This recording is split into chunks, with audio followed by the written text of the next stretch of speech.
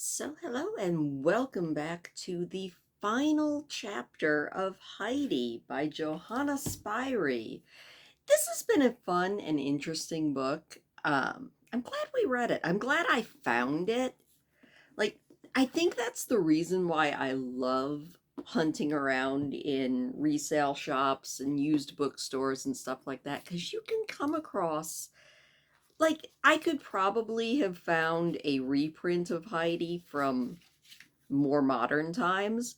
This was printed, well, I don't know when exactly this edition was printed, but there's a handwritten thing in the front that says December 25th, 1963. So in my mind, somebody got this as like a Christmas present back in the 60s, before I was even in existence. And there's just something about an old book. I mean, don't get me wrong, reprints are great. Books, digital books, I guess they're great. I've never read a digital book. I just can't imagine it. Although it would be nice to enlarge the print manually. I think that would be kind of a good thing because then I wouldn't need these reading glasses. But an old book, they smell good in a weird way. Like they always kind of smell just old, and I like that. So, yeah, I don't know why I went off on that tangent either. It's hot. It's one of those days where my brain is not really wanting to do much braining, which is also why I think this week is going to be kind of light on content. We're going to be starting the new book. I'll probably do a video announcing it in the next couple of days. I'm going to leave the poll up until I think tomorrow. So the poll will actually be up until Monday, since I kind of burned out or got sick or whatever happened to me last week, and that kind of threw me behind, but did make me realize I should probably take a little bit of time, not only to get ahead, but maybe just get some more rest. That's a hard thing for me to do. But yeah, I'm going to leave the poll up and I will do a video, I don't know, probably Tuesday or Wednesday, announcing what it's going to be. Right now, it's kind of looking like it's going to be Ivanhoe. But Bruce is in a very close race with that for second place. So if you haven't voted for the next public domain book, go to my community page. It won't be the first community page post, it'll be the second one. But vote in the poll if you would like to. And I'm not going to lie, I'm still kind of pulling for Bruce.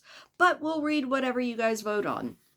But I guess before we do that, we need to get back into Heidi. Oh, also, if you are a person who is interested in staying cool, I don't care if you're male or female at this point, I bought yesterday, I bought a muumuu. So this is a muumuu.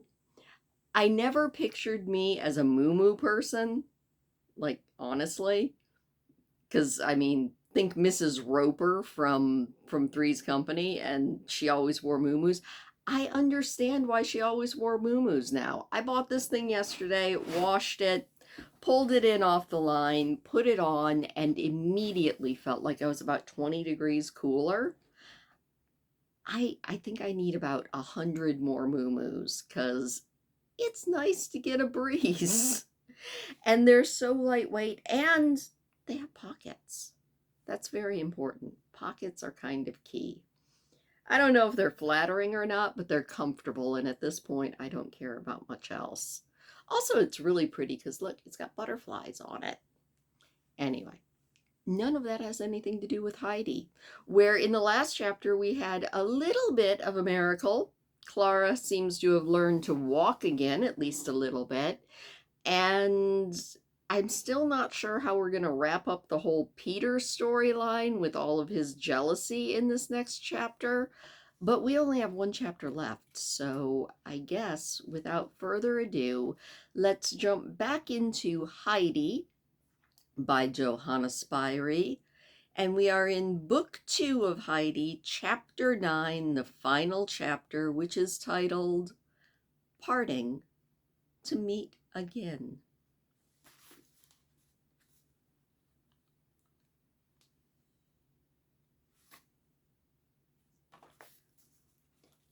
A day before her arrival, the grandmamma had written a letter telling exactly when she was coming.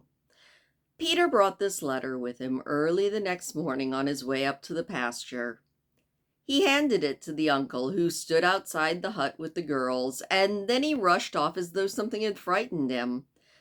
After stopping only once to look behind him, he gave a jump and ran straight up the mountain. "Grandfather," said Heidi, "why does Peter act like Big Turk does when he feels that there is a rod behind him?" "Perhaps Peter feels that there is a rod behind him and knows he deserves it," said her grandfather quietly. Peter ran without stopping until he could no longer be seen from down below. Only then did he dare stand still, turning his head in every direction. Suddenly he leaped in the air and looked behind him, as frightened as if someone had just grabbed him by the back of the neck. From behind every bush, from out of every thicket, he thought he saw the policeman from Frankfurt rushing at him. Meanwhile, Heidi had gone into the hut to put it in order, for she wanted everything to look tidy for Grandmama. She cleaned in every corner while Clara watched, and they chatted so happily that the morning passed before they even realized it. Then they came out and sat down in the front of the hut on the bench to wait. At this very moment, Grandfather returned from a walk carrying a bunch of deep blue flowers, which were so lovely the girls shouted for joy. They settled in and began waiting again, but every little while Heidi would jump up and look down the mountain, hoping to catch sight of Grandmama's party. At last she saw exactly what she had been waiting for. First came the guide, and then Grandmama on a white horse.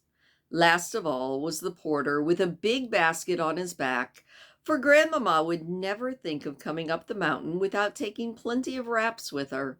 After all, the mountain air might be cool.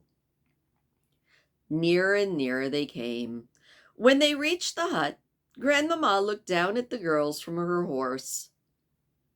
"What do I see, Clara? You are not sitting in your chair?"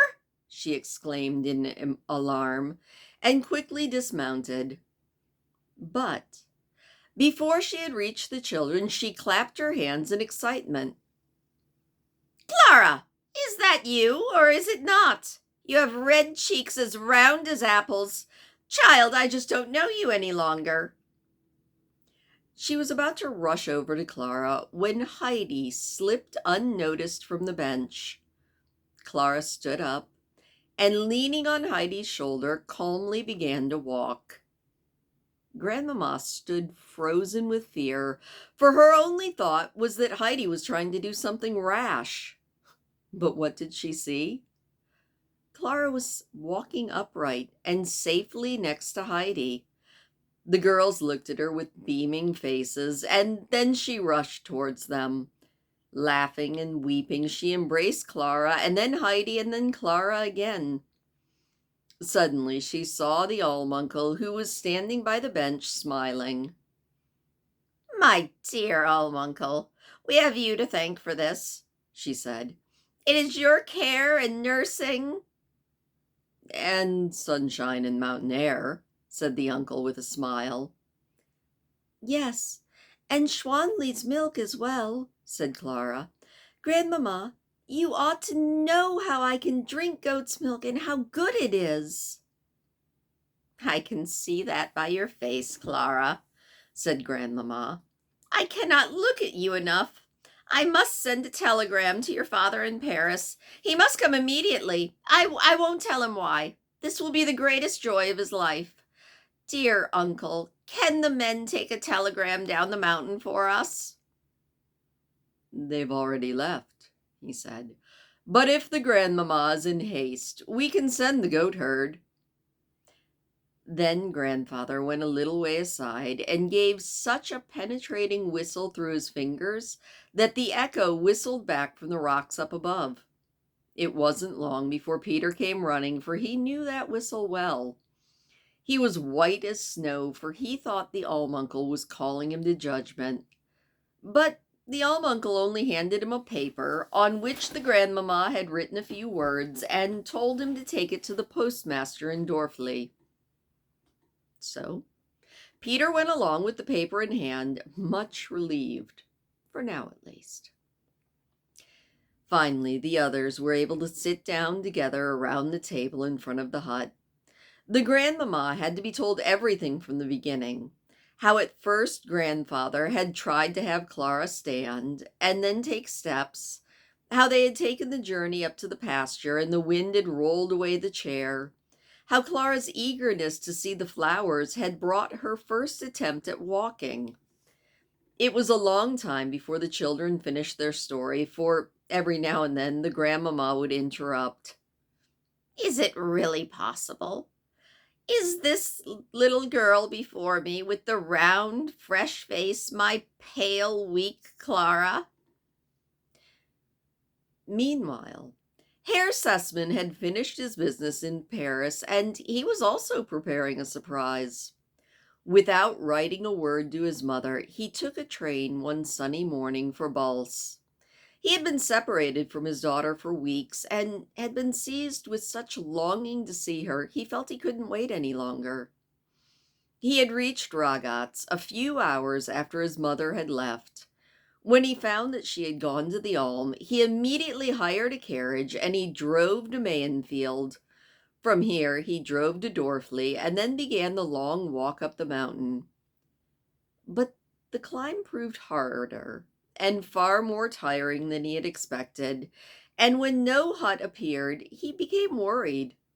He had been told that the goatherd Peter lived in a hut halfway up the Alm, and when he looked at the paths leading in every direction, he thought he might have taken the wrong one. Or maybe the hut was on the other side of the mountain. Herr Sussman stopped and looked around, but there was not a human being of whom he could ask the way. Far and wide, there was nothing to be seen, nothing to be heard, only flies buzzing in the sunshine and a merry bird twittering here and there on a lonely tree. Right then, someone came running down from above. It was Peter with the dispatch in hand. He was running straight ahead, down the steep places, and as soon as he came close, Herr Sussman beckoned him. Peter came, trembling and frightened, not straight on, but sideways, as if he could only advance with one foot and had to drag the other after him. "Here, youngster, brace up," said Herr Sussman. "Tell me if this path will bring me up to the hut where the old man lives with the child Heidi. Some people from Frankfurt are visiting there?" Peter gasped in terror. Then he darted away and hid, and in his haste he fell head over heels down the mountain. Over and over he rolled, turning almost as many somersaults as the wheelchair had, but fortunately he didn't fall into pieces as the chair had. Finally, on the last high slope above Dorfli, he rolled into a bush to which he could cling. "What a bashful mountaineer," said Herr Sussman to himself as he continued his journey, "to be so afraid of a stranger." Meanwhile, Peter lay trembling with fear, trying to think what had happened. He felt sore and stiff from the fall. He was terrified at the thought of the stranger who had asked the way to Almuncle's hut, for Peter was convinced he was a policeman from Frankfurt come for him at last. "Well, well, well, what's this?" said a voice close by, and Peter looked up to see the baker grinning at him. "You must have come down in quite the hurry." Peter jumped up. A new fear had seized him. The baker must know that the chair had been pushed, and without looking, he ran back up the mountain again. Peter would have preferred to go home and creep into his bed so no one could find him, but Almuncle had told him to come back soon, so that the flock would not be left alone for long. During the course of his fall, he had lost the telegram that he was supposed to give to the postmaster in Dorfley, so he started back up the mountain, limping and groaning and hoping no one would see him. In the meanwhile, Herr Sussman had reached the goatherd's hut, and then he knew he was going the right way. He climbed with renewed zeal, and at last saw his goal in front of him. There stood the alm hut, and the dark branches of the old fir trees above it.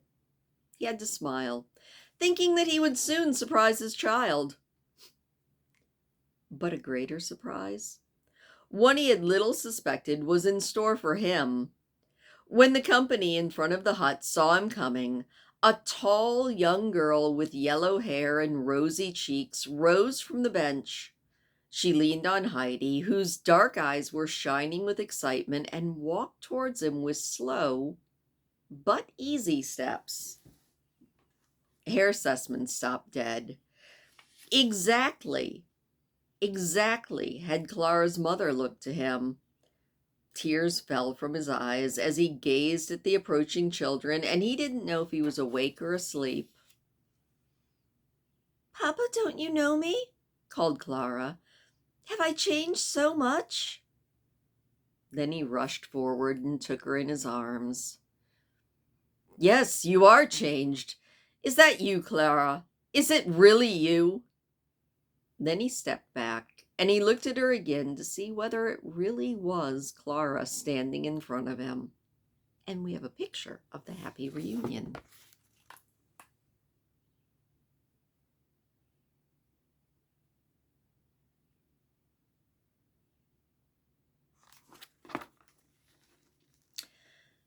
Then Grandmama came out, for she could not wait any longer to look on her son's happy face. "Well, my dear son, what do you say now?" said Grandmama. "The surprise which you have given us is quite lovely, but the one prepared for you lovelier, is it not? But now you must meet the Almuncle, our greatest benefactor." "Yes, and I must greet Heidi as well," said Herr Sussman. "Well, but I don't need to ask. No alpine rose could be more blooming. This is a great joy to me, child." Heidi looked with smiling eyes at the kind Herr Sussman. Then Grandmama took him in to meet the Almuncle. Well, the two men were shaking hands, and Herr Sussman was trying to express his deep felt thanks. Grandmama decided she wanted to go look at the old fir trees again. Here, there was another surprise waiting her. Under the fir trees, where the long branches had left a free space, there was a big bunch of deep blue flowers, fresh and shining as if they had grown there. Grandmama clapped with delight and called the girls. "How lovely," she said. "Heidi, did you put these here to surprise me?" "No," said Heidi, "but I know who did." "There are ever so many more up in the pasture," said Clara. "Guess who brought the flowers for you early this morning?" At that moment, a gentle rustle was heard behind the firs. Peter had come back, but when he saw who was standing in front of the hut with the uncle, he decided to take the long way around to the pasture. But just as he was trying to slip past the fir trees, Grandmama caught sight of him. She thought maybe Peter had brought the flowers and that he was trying to sneak away because he was so timid and modest. "Come here, my boy," she called. "Don't be afraid." Petrified, Peter stood still. Now they've found out, he thought. He was dead pale as he stepped out from behind the trees. "Come right straight here," said Grandmama. "Now tell me, boy, if you did this." Peter did not lift his eyes, so he did not see where Grandmama's finger was pointing. He had noticed the Almuncle standing by the corner of the hut, watching him out of his keen gray eyes, and next to the Almuncle stood the most terrible person that Peter could think of, the man he thought was a policeman from Frankfurt. "Yes," he stammered. trembling in every limb as he answered Grandmama. "Now, what makes you so frightened?" she said. Because it's broke to pieces and it can never be fixed again." Peter brought these words out with difficulty, and his knees shook so hard he could barely stand. Grandmama walked over to the corner of the hut. "My dear Almuncle, is this poor boy out of his mind?" "Not in the least," said the Almuncle. "But the boy is the wind that blew away the wheelchair, and now he expects the punishment he knows he deserves." Grandmama could not believe this, for she did not think Peter looked wicked. Besides, he had no reason to destroy the wheelchair, which was so much needed. But Almuncle had been suspicious all along, and he told Grandmama what he thought must have happened. When he finished, Grandmama burst out in excitement. "We must not punish the poor boy any further. Let it be. Strange people came here and took away Heidi, his only friend. Anger drove him to revenge, and when we are angry, we're all foolish." And then Grandmama went back to the bench under the trees and called Peter to her. "Stop trembling, my boy, and listen to me. You sent the wheelchair down the mountain to smash it. That was a wicked deed, and you knew it. You also knew you deserved to be punished, and you have tried very hard not to let anyone know what you did. But you see, whoever does a wicked thing and thinks no one knows is mistaken. God sees and hears everything, and as soon as he notices that a person wants to hide his wicked deed, he quickly awakens a little watchman that sleeps in every one of us. This little watchman has a goad with which he pricks the person who has done something wrong, saying, 'You're going to be punished.' Isn't that right, Peter?" Peter nodded. "Furthermore, in this case, you were disappointed," said Grandmama. "The thing you did that was wrong helped the one that you wanted to harm. Clara no longer had a chair to be carried in, and when she wanted to see the flowers, she made it the effort to walk. And so she learned, and now she will continue to improve. After a while, she will be able to go up to the pasture every day. Do you understand, Peter? When one wants to do something wicked, God can take it into his own hands and turn it to good. The scoundrel has his trouble for nothing and only hurts himself. Remember that, Peter, and if you ever want to do something wicked, think of the little watchman inside you. Will you do that, please?" "Yeah, I will," said Peter, kind of impressed. "That is good. The matter is settled," said Grandmama. "But now you ought to have something you like to remember the people from Frankfurt by. Tell me, my boy, what would you like the best?" Peter lifted his head and stared at the Grandmama with round, astonished eyes. He had been expecting a frightful punishment, and now he was to have whatever he liked best. "Yes, I mean it," said Grandmama. "You will have something you like, as a token that we will think no more about what you did wrong." It began to dawn on Peter that he had no punishment to fear, and the kind lady had rescued him from the policeman. He felt as relieved as if a mountain which was almost crushing him had been lifted. He also realized it might be a good idea to confess his faults. "I lost the paper too," he said. The Grandmama had to think a bit before she realized he was speaking about the telegram. "There. It was right to tell me about it," she said. "Always confess if you have done wrong. Now, what would you like to have?" The thought that he could choose anything in the world made Peter dizzy.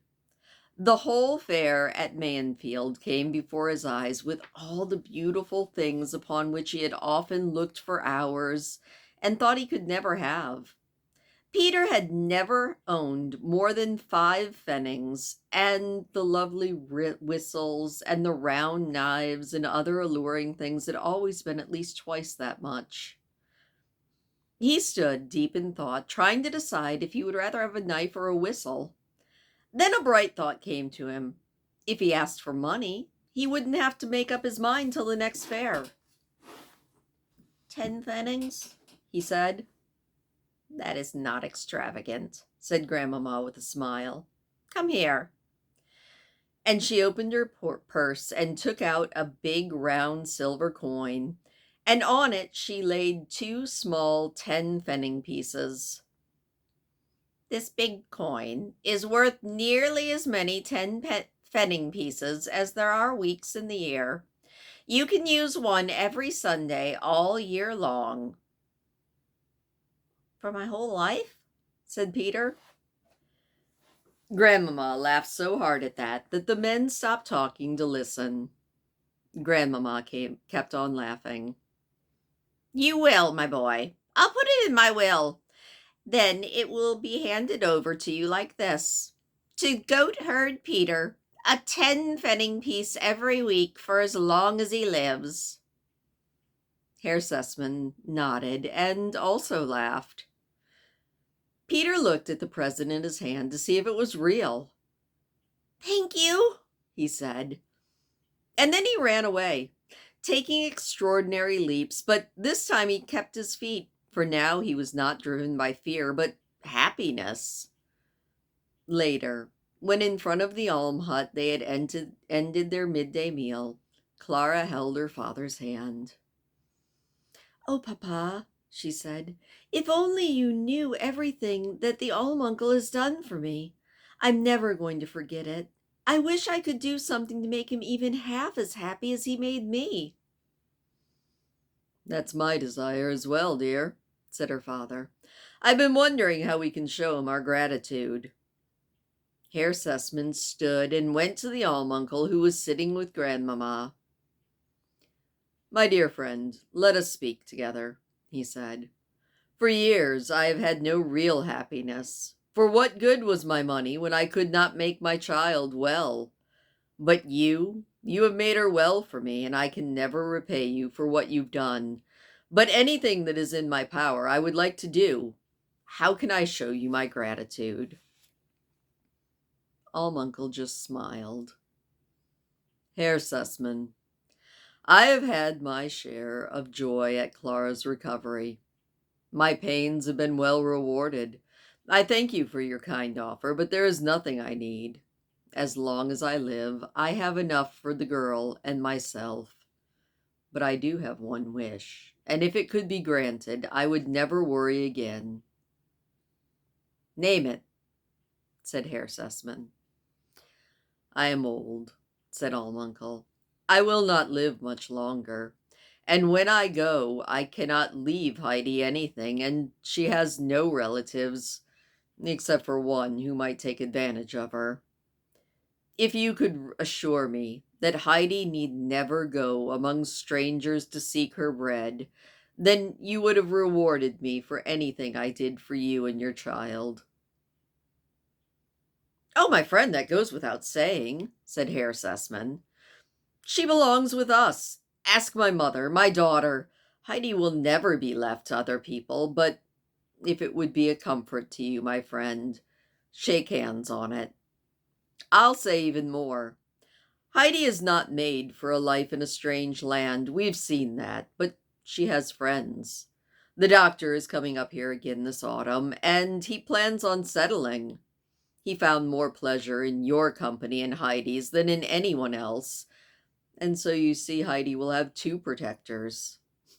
May you both live with her for a long time. Yes, may that be so, said Grandmama. And then she put her arm around Heidi. Heidi, we must ask you a question as well.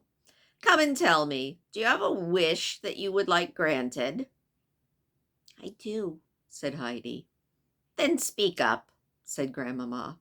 What would you like, child? I would like to get my bed from Frankfurt with the 3 thick pillows and the thick quilt and give it to the grandmother. Then she won't have to lie with her head downhill so she can hardly breathe. She would be warm under the quilt and wouldn't always have to go to bed with a shawl on because she's so cold." "My dear Heidi," said Grandmama, "it is a good thing that you remind me. In our joy, we easily forget what we ought to think of the most. When the Lord sends us something good, we ought to think of those in need. We will telegraph to Frankfurt. Rottenheimer shall have the bed packed up today, and in 2 days it will be here, and grandmother shall sleep well in it." And so Heidi danced merrily around Grandmama, but suddenly she stood still. "I must go down and tell the grandmother as fast as I can," she said. "She'll be troubled because I haven't been there in so long." "No, no, Heidi, what are you thinking about?" said Grandfather. "When you have visitors, you don't run from them." But Grandmama took up for Heidi. "My dear Almuncle, the child is right. We have taken her from poor grandmother for a long time. We will all go together and see her. I will wait for my horse there and then be on my way. We can send a telegram at once to Frankfurt from Dorfli. Son, what do you think?" Herr Sussman had not had a chance to speak about his plans, so he asked his mother to wait for a few minutes while he explained. Now that Clara was so much better, he wanted to take her and Grandmama on a journey through Switzerland. He had planned on spending the night in Dorfli and coming back the next day for Clara, and then they would all meet Grandmama in Ragatz. Clara was sad to hear that she must leave the Alm, but there were many things for her to be happy about, and there was no time to give way to grief. Grandmama grasped Heidi's hand and led the way down the mountain to grandmother's hut. Uncle picked up Clara in his arms and followed, and finally, pulling up the rear, was Herr Sussman. As Heidi walked next to Grandmama, she told her about the grandmother, how she lived, and how hard it was for her to get along, especially in the winter. Grandmama listened thoughtfully while Heidi told about how the grandma bowed in the corner, trembling with cold. When they got to the hut, Brigitte was just hanging Peter's extra shirt out in the sun. She quickly ran into the house. "They're all going away now, Mother," she said. "There's a whole bunch of them. The uncle is with them. He's carrying the sick girl child." "Oh, must it really be?" sighed the grandmother. "Did you see? Are they taking Heidi with them? I could just hear her voice once more, if only." And the door was suddenly opened as though by a whirlwind. Heidi rushed up to the grandmother and threw her arms around her neck. "Grandmother, grandmother, my bed is coming from Frankfurt with 3 pillows and the thick quilt. In 2 days it will be here for you. Grandmama said so." Heidi talked fast because she could hardly wait to see how happy this news would make the grandma. But though grandmother smiled, there was sadness as she said, "Oh, what a good lady she is. I ought to be glad that she's going to take you with her, Heidi, but I won't live very long without you." "Don't you worry," said a friendly voice, and Grandmama came forward. "Heidi is going to stay here and make you happy. We shall want to see the child again, but we will come to her. We will come up to the Alm every year, for we have reason to offer thanks to this place where such a miracle has been wrought for our child." There was a joyful light on grandmother's face as she pressed Grandmama's hand. "How is it possible that there are such good people who trouble themselves about a poor old woman?" "My good grandmother," said Grandmama, "before God we are all equally poor, and it is necessary to all of us not to forget that. But now we must leave you. We do hope to see you again when we come back next year." The next morning, when Clara's father came for her, she did shed a few tears because she had to leave the Alm. "It'll be summer again in no time," said Heidi, trying to comfort Clara. When you come back, it'll be even more beautiful. And by then you'll be so strong you could walk all the time, and we can go up in the pasture with the goats every day to see the flowers. Heidi's words comforted Clara some. I will also leave a greeting for Peter, said Clara, and for all the goats, especially Schwanli. If only I could give Schwanli a present. She's helped so much to make me well. You could send her a little salt, said Heidi. You know how she likes to lick salt from grandfather's hands at night. Then I'm going to send 100 pounds of salt from Frankfurt, said Clara. Then Herr Sussman beckoned to the girls, for he wished to start off. Clara rode down the mountain on the grandmamma's white horse. Heidi stood at the edge of the slope, waving, until Clara and the horse disappeared in the distance. The bed came from Frankfurt, and the grandmother still sleeps so well in it that she's actually gaining strength. The kind grandmamma did not forget the hard winter on the mountain either. She had a big box sent to Peter's house with many warm shawls and blankets packed inside for the grandmother. The doctor is living in Dorfli now. On the advice of his friend, he purchased the old building where the uncle lived with Heidi in the winter, and which had once been a great mansion. The doctor is having the lofty room with the handsome stove rebuilt for his own house, and the other side is being restored as winter quarters for Uncle and Heidi, for the doctor knew that the old man was independent and would definitely want his own house. Behind it is a firmly built, warm goat shed where Schwanli and Barley can spend the winter in comfort. The doctor and the Almunkel are becoming better friends every day, and when they climb around the building and look at the progress of their work, they talk about Heidi.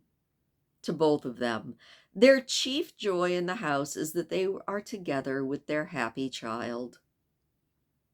"My dear uncle," said the doctor one day, "I feel as though, next to you, I am the one to whom she belongs.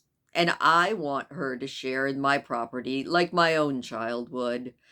So when we do have to leave her, we'll know she'll be well provided for." Almunkel pressed the doctor's hand for a long time.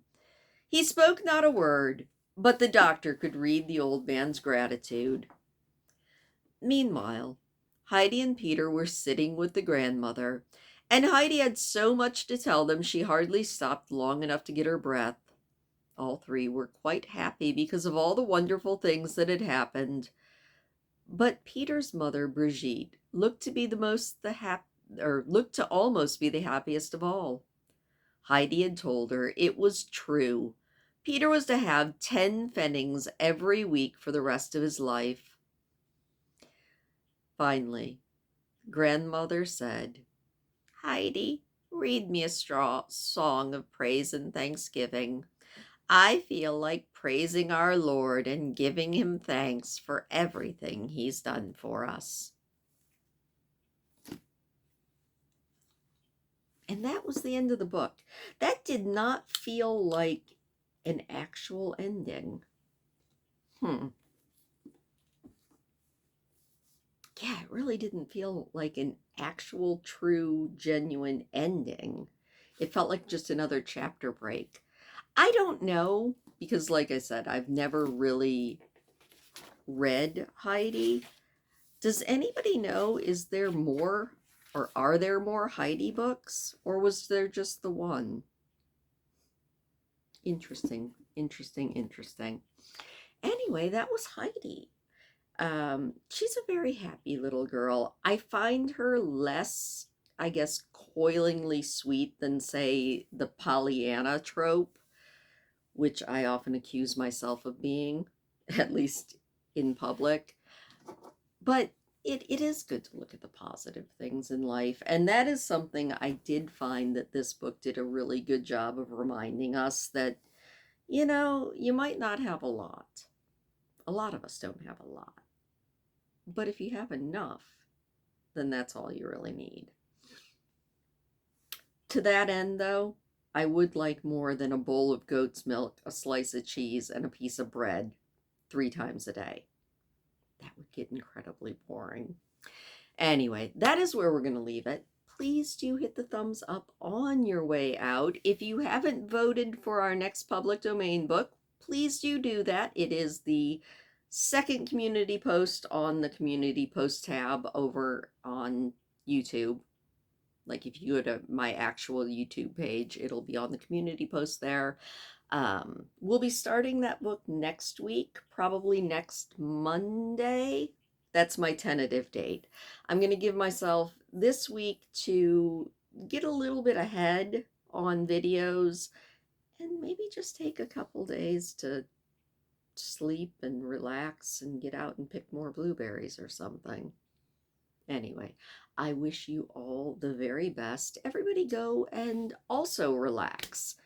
And if you've never worn a muumuu, go pick up a muumuu. I got it for like $11 at Walmart, and I really should have gotten more. But you know what? One is enough for now. Anyway, thank you so much, and I will see you next time.